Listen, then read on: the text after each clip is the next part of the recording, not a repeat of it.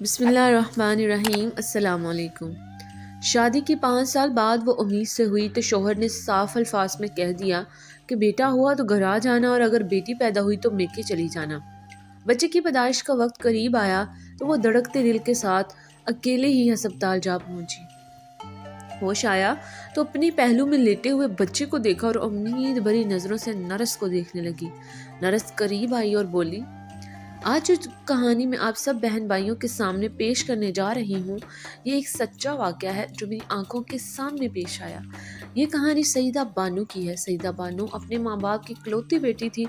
جب سعیدہ بانو کی شادی ہوئی تو اس کے سسرال والوں نے سعیدہ بانو کے ماں باپ سے یہ تقاضا کیا کہ آپ لوگ سعیدہ بانو کو جہیز مت دیں، 10 لاکھ روپے دے دیں کیونکہ ہمیں اپنے ایک بچے سلمان کو فرانس بھیجنا ہے۔ سعیدہ بانو کے ماں باپ نے چپ چاپ سعیدہ بانو کے سسرال والوں کی اس شرط کو قبول کر لیا، کیونکہ یہ بات جس زمانے کی ہے، اس زمانے میں ماں باپ کی یہی سوچ تھی کہ ایک بار بیٹی کی بات جس جگہ پکی ہو گئی پھر اسی جگہ پر بیٹی کی شادی ہو، اور ایک بار جس جگہ شادی ہو گئی پھر بیٹی چاہے جیے چاہے مرے لیکن اس گھر میں رہے۔ طلاق کو لوگ بہت بری چیز سمجھتے تھے، لہٰذا سعیدہ بانو کے ماں باپ نے بھی یہ جان لینے کے باوجود کہ وہ لوگ شادی سے پہلے ہی شرائط رکھ رہے ہیں، بجائے اس کے کہ وہ سعیدہ بانو کے اس رشتے سے اس کے سسرال والوں کو جواب دے دیتے، انہوں نے چپ چاپ یہ شرط مان لی، کیونکہ بقول ان کے اگر جہیز اکٹھا کیا جائے تو اس پہ بھی تقریباً 10 لاکھ روپے تو لگ ہی جائیں گے، لہٰذا خاموشی سے ہم 10 لاکھ روپے کا ارینج کرتے ہیں۔ اور ان لوگوں نے 10 لاکھ روپے کا ارینج کیا اور سعیدہ بانو کے ہونے والے شوہر منصور کے حوالے کر دیا، اور اس طرح سعیدہ بانو چپ چاپ بیاہ کر منصور کے ساتھ منصور کے گھر چلی گئی۔ منصور 2 بہنوں کا اکلوتا بھائی تھا۔ ایک بہن جو کہ منصور سے 5 سال بڑی تھی، اس کی شادی ہو اور اس کا ایک ہی بیٹا تھا۔ سلمان منصور کی یہ بہن جس کا نام فائزہ تھا، اپنی شادی کے 12 سال بعد اپنے شوہر کے ساتھ اچانک ایک ایکسیڈنٹ میں انتقال کر گئی۔ اس کے بعد فائزہ کے بیٹے سلمان کو اس کے ددیال میں سنبھالنے والا کوئی بھی نہیں تھا، لہٰذا فائزہ کا یہ بیٹا سلمان بھی اپنی نانی اور ماموں کے ساتھ اسی گھر میں رہتا تھا۔ سعیدہ بانو بیاہ کر منصور کے گھر چلی گئی۔ منصور نہایت ہی بگڑا ہوا انسان تھا۔ گالی گلوچ کرنا، بیوی کے ساتھ مار پیٹ کرنا اس کی عام سی عادت تھی، اور تو سعیدہ بانو کے سسرال والوں نے خود جہیز دینے سے منع کیا تھا کیونکہ وہ نقد رقم لینا چاہتے تھے، لیکن شادی کے چند ماہ بعد ہی اس کی ساس، نند اور خود اس کے شوہر سمیت ان لوگوں نے سعیدہ کو اس بات کا طعنہ دینا شروع کر دیا کہ تم جہیز کے نام پر ایک چیز بھی نہیں لے کر آئی۔ سعیدہ خاموشی سے دن بھر کام کرتی، رات کو اپنے شوہر سے مار کھاتی اور پھر ساری رات اپنی قسمت پر آنسو بہاتی تھی۔ خیر وقت اسی طرح گزرتا جا رہا تھا۔ دوسری طرف سعیدہ کی شادی کے وقت سلمان کی عمر 8 سال تھی، اور سلمان بھی یہ بات اچھی طرح جانتا تھا کہ اس کی ممانی جو رقم لے کر آئی ہے، اسے سلمان کو فرانس بھیجنے کا بندوبست کیا جائے گا، اور یہ رقم سلمان کے نام پر بینک میں محفوظ تھی، لہٰذا اس پورے گھر میں اگر کوئی سعیدہ بانو کو قدر کی نگاہ سے دیکھتا تھا تو وہ تھا سلمان۔ سعیدہ کی شادی کو 4 سال ہو چکے تھے، مگر ابھی تک وہ اولاد کی نعمت سے محروم تھی، اور یہ منصور کے ہاتھ سعیدہ کو مارنے پیٹنے کا ایک اور بہانہ لگ چکا تھا کہ وہ ابھی تک منصور کو ایک وارث تک نہ دے سکی۔ شادی کے 5ویں سال بالآخر اللہ تعالیٰ کو سعیدہ کی بے بسی پر ترس آیا اور وہ ماں بننے والی ہو گئی، لیکن اس نازک وقت میں بھی سعیدہ کے سسرال والوں نے ظلم اور بے حسی کی حد کر دی، حتیٰ کہ جب بچے کی ڈلیوری کا وقت قریب آیا تو سعیدہ کی ساس اور شوہر نے یہاں تک کہہ دیا کہ اگر بیٹا پیدا ہوا تو اسے لے کر یہاں آ جانا، لیکن اگر بیٹی پیدا ہوئی تو یہاں آنے کی کوئی ضرورت نہیں، تم اپنے گھر واپس چلی جانا۔ سعیدہ بہت گھبرائی ہوئی تھی، وہ اللہ تعالیٰ سے ہر وقت رو رو کر یہ دعا کرتی، یا اللہ اسے بیٹا عطا کر دی۔ خیر اس طرح دھڑکتے دل کے ساتھ ایک ایک کر کے یہ 9 ماہ کا عرصہ بھی مکمل ہو گیا، اور جس دن بچے کی پیدائش کا وقت قریب آیا، رضیہ اکیلے ہی رکشے میں بیٹھی اور ہسپتال پہنچ گئی، اور اس کو دیکھنے اور سننے والا کوئی بھی نہیں تھا۔ دوسری طرف سعیدہ کے ماں باپ بہت بوڑھے ہو چکے تھے، باپ بستر پر تھا، ماں کی آنکھوں سے دکھائی نہیں دیتا تھا۔ اس طرح سعیدہ نے اپنے ماں باپ کو زحمت دینے کی کوشش بھی نہیں کی۔ سعیدہ ہسپتال پہنچی، بچے کی پیدائش ہو چکی تھی۔ سعیدہ نے ہوش میں آنے کے بعد پہلو میں لیٹے ہوئے بچے پر ایک نظر ڈالی اور امید بھری نظروں سے نرس کی طرف دیکھنے لگی۔ نرس مسکراتی ہوئی سعیدہ کے پاس آئی اور کہنے لگی، مبارک ہو، اللہ تعالیٰ نے آپ کو بیٹی عطا کی ہے۔ یہ سنتے ہی سعیدہ کی آنکھوں میں آنسو جر جر بہنے لگے۔ نرس یہ دیکھ کر گھبرا گئی، جلدی سے آگے بڑھی اور کہنے لگی، کیا بات ہے، تم رو کیوں رہی ہو؟ یہ تمہاری پہلی اولاد ہے اور تم اس کی پیدائش پر بھی رو رہی ہو۔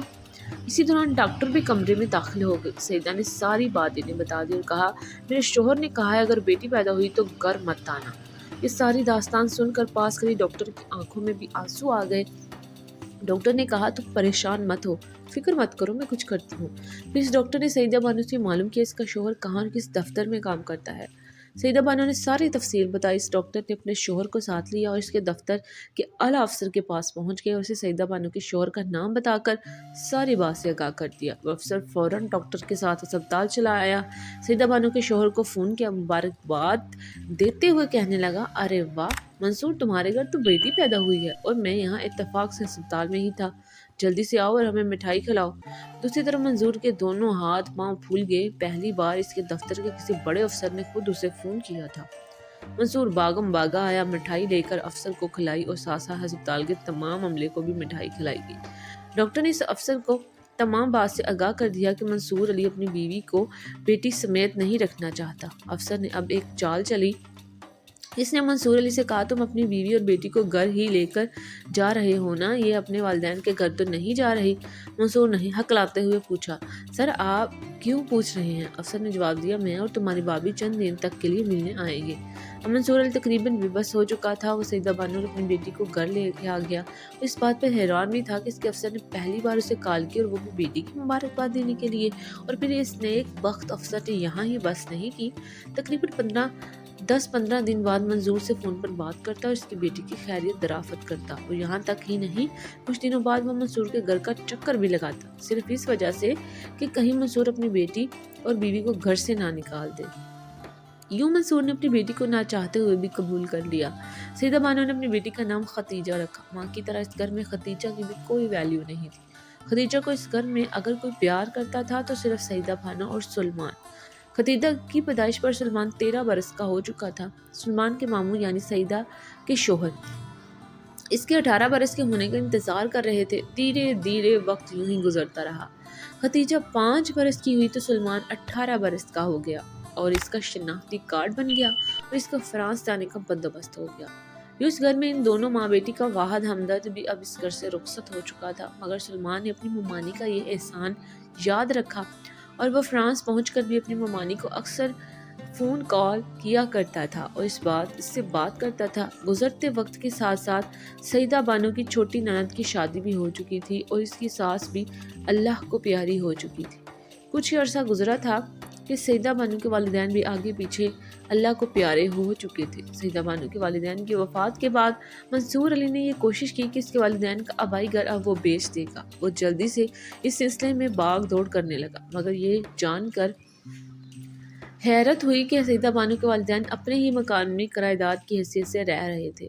مالک مکان نے مکان کی رجسٹری دکھاتے ہوئے بتایا کہ وہ یہ مکان سیدہ کی شادی کے موقع پر مجھے بیچ چکے تھے اور اسے بیچ کر ہی انہوں نے اس 10 لاکھ روپے کا انتظام کیا تھا جو کہ انہوں نے رضیہ کے شوہر کو سلمان کے لیے دیے تھے، اور خود وہ دونوں میاں بیوی اپنے ہی مکان میں خاموشی سے کرائے دار کی حیثیت سے رہنے لگے۔ اور تو اور مالک مکان نے بتایا سیدہ کے والدین نے اسے التجا کی تھی جب تک وہ دونوں زندہ ہیں اس بات کو اپنے تک محدود ہی رکھنا کہ وہ یہ مکان بیچ کر اس میں کرائے دار کی حیثیت سے رہ رہے ہیں۔ یہ بات سن کر سب ششیدہ رہ گئی اور سیدہ کی آنکھوں میں آنسو آ گئے، یہ جان کر کہ اس کے والدین نے اپنی اکلوتی بیٹی کے لیے کیا کچھ کیا تھا۔ خیر وقت یوں ہی دھیرے دھیرے گزرتا رہا اور نہ چاہتے ہوئے بھی ختیجہ اپنے باپ کے گھر میں پروان چڑھ رہی تھی، ایک ناپسندیدہ ہستی کے طور پر ہی صحیح، مگر وہ بچپن کی دہلیز کو پار کر کے لڑکپن اور لڑکپن سے جوانی کی دہلیز پر قدم رکھنے لگی تو ایک اور حادثہ پیش آیا۔ ختیجہ کا باپ ایک ہاتھ سے بھی معذور ہو گیا۔ اب دونوں ماں بیٹی جی جان سے جھک گئی اور منصور علی کی خدمت کرنے لگی۔ اب منصور علی کو مزدوری کی حالت میں اپنی بیوی اور بیٹی کی قدر ہوئی۔ باپ مزدور ہو کر بستر پر جا پڑا تو ماں بیٹی کی قدر بھی ہو گئی۔ ختیجہ کو لگا شاید ان دونوں ماں بیٹی کی زندگی کی مشکلات اب ختم ہو چکی ہیں، مگر ایسا نہیں تھا۔ قدرت کو بھی اور امتحان منظور تھا۔ منصور علی کی مزدوری کو 1 سال ہی گزرا تھا کہ اچانک سے سیدہ بانو بیمار رہنے لگی، اسے آئے دن بخار ہو جاتا تھا۔ ایک روز ختیجہ اسے لے کر شہر کے ایک اچھے ڈاکٹر کے پاس چیک اپ کے لیے گئی۔ کچھ ضروری ٹیسٹ وغیرہ ہوئے تو پتہ چلا سیدہ بانو کو جگر کا کینسر ہے، وہ بھی اسٹیج 3 پر ہے اور ناقابل علاج ہے۔ खतीजा ये दुख अब किसी के साथ शेयर नहीं कर सकती थी सवाए सलमान के। इसने सलमान को बताया। सलमान ने उसे तसल्ली दी और कहा, तुम परेशान मत हो, मैं पैसे भेजता रहूँगा, तुम ममानी का प्रॉपर तरीके से इलाज करवाना। और सलमान ने सिर्फ कहा ही नहीं था, सिर्फ वादा ही नहीं किया, इस वादे को निभाया था। वो मुसलसल बाहर से पैसे भेजता रहा और खतीजा के घर की गुजर बसर हो रही थी। मगर शायद सईदा बानो अब थक चुकी थी, हालात से लड़ते लड़ते इसकी बस हो चुकी थी, लिहाजा दवाइयों से भी कुछ फ़र्क ना पड़ा। इसकी तबीयत दिन ब दिन मज़ीद ख़राब होने लगी और एक दिन इसने चुपके से आंखें बंद कर दी, अल्लाह को प्यारी होगी। ममानी की वफ़ात पर सलमान भी पाकिस्तान आया। वो चंद महीने के लिए रहा और इसने खतीजा के कागजात बनवाना चाहता था और खतीजा को अपने साथ फ्रांस ले जाना चाहता था। इस बार जब वो पाकिस्तान आया तो खतीजा और सलमान का निकाह कर दिया गया और ये सलमान की अपनी ख्वाहिश पर हुआ था। ममानी की वफ़ात के 1 माह बाद ही सलमान वापस जा चुका था, मगर खतीजा के साथ इस वादे के साथ वो जल्द ही दोबारा लौटेगा और खतीजा को यहाँ से हमेशा के लिए ले जाएगा। अब खतीजा इस घर में अकेली थी, अपने बाप की खिदमत भी करती थी। मंसूर अली अब दिन रात आंसू बहाता, मजदूरी और बीमारी कि इस हालत में अब उसे अपने गुनाहों का, ज़्यादतियों का एहसास होता जा रहा था। अब वो दिन रात अल्लाह ताला से अपनी ज़्यादतियों की माफ़ी मांगता था और इसने बीते हुए सालों में रज़िया बानो के साथ की थी। और फिर महज़ 6 माह बाद ही सलमान दोबारा से पाकिस्तान आया। इस बार जब वो आया तो इसके पास खतीजा के फ्रांस जाने के मुकम्मल कागजात मौजूद थे। वो खतीजा को हमेशा हमेशा के लिए अपने साथ ले जाने के लिए आया था। इस मौके पर मंसूर अली बेहद जज्बाती हो रहा था, बात बात पर रोने लगता, खतीजा से माफ़ी मांगने लगता। अब सवाल ये था कि अगर सलमान खतीजा को अपने साथ फ्रांस ले जाएगा तो इसकी गैर मौजूदगी में इसके बाप मंसूर अली की देखभाल कौन करेगा, इसकी ज़रूरियात का कौन ख्याल रखेगा, क्योंकि अब वहाँ पर कोई मौजूद नहीं था। लिहाजा इस बात का यह हल निकाला गया कि खतीजा की छोटी फुप्पो जो कि शादी के बाद अब तक बे औलाद थी, इन दोनों मियाँ बीवी को ये ऑफ़र की गई कि वो अपने घर किराए पर दे दें तो यहाँ आकर अपने भाई के घर यानी मंसूर अली के घर पर इसकी खिदमत करें। मगर जानते हैं यहाँ पर क्या हुआ? मंसूर अली की सगी बहन ने ये शर्त रखी, अगर ये मकान जिसमें इस वक्त मंसूर अली रहाइश पजीर है इसके नाम करा दिया जाए तो इस घर में आएगी और अपने भाई की खिदमत करेगी। जब मंसूर अली के सामने ये सारी सूरत हाल को रखा गया तो बेख्तियार इसकी आंखों में आंसू आ गए। वो खुद तो मजदूरी बीमारी से लड़ रहा था, मकान इसने क्या करना था। लिहाजा इसने इस बात की रजामंदी दे दी कि इसका ये मकान इसकी छोटी बहन के नाम करा दिया जाए, क्योंकि खतीजा को भी अब इसकी ज़रूरत नहीं थी। वो तो अपने शोहर सलमान के साथ बिरूने मुल्क जा रही थी। लिहाजा सबकी रजामंदी के साथ मंसूर अली का ये मकान इसकी छोटी बहन बहनोई के नाम कर दिया गया। छोटी बहन और बहनोई अपना तमाम ज़रूरी सामान लेकर मंसूर अली के घर शिफ्ट हो गए और इसके साथ रहने लगे और शर्त पर कि अपने भाई की खिदमत भी करने लगी। खतीजा सलमान के साथ जा चुकी थी, अब वो हंसी खुशी वहाँ अपनी ज़िंदगी गुजार रही थी। दूसरी तरफ मंसूर अली नहायत दुख के आलम में था। अपनी इस मजदूरी की ज़िंदगी में इस कदर आजिज़ आ चुका था कि अक्सर औक़ात ये कहता नज़र आता था कि ऐ अल्लाह मुझे मौत दे दे, मैं अपनी ज़िंदगी से तंग आ चुका हूँ। मगर यूँ मांगने से मौत थोड़ी आती है, मौत को तो एक वक्त मुकर्रर है और अपने वक्त पर ही आएगी। और तो और मंसूर अली को इस बात का भी दिली तौर पर अफसोस है कि इसने अपनी सगी बहन ने इसके साथ रहने के लिए और इसकी खिदमत के लिए एक शर्त रखी। वो मंसूर अली की जायदाद अपने नाम करवाई। सारी उम्र इन दोनों माँ बेटी की एक लम्हे के लिए भी कदर नहीं की। सईदा बानो तमाम उम्र मंसूर अली इसके घर वालों की खिदमत करती रही। और तो और रात को मंसूर अली तमाम दिन भर का गुस्सा सईदा के बदन पर निकालता और उसे खूब मार पीट कर अपना गुस्सा ठंडा करता। और इसके अलावा इसने खतीजा के वजूद को कबूल करने में भी सालों लगा दिए। अपनी नज़र से ही और फिर मजदूरी और बीमारी के आलम में इसके कौन काम आया? वही दोनों माँ बेटी।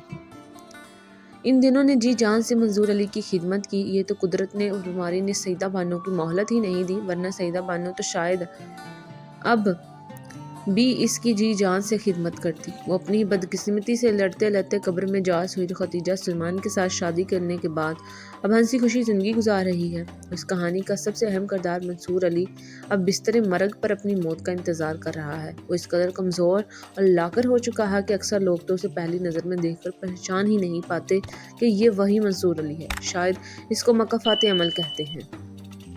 नाजरीन, मज़ीद इस तरह की सबक आमोज़ कहानियाँ वाक़यात सुनने के लिए हमारी वीडियोस का लाइक करें, शेयर करें, चैनल को सब्सक्राइब करना मत भूलिएगा।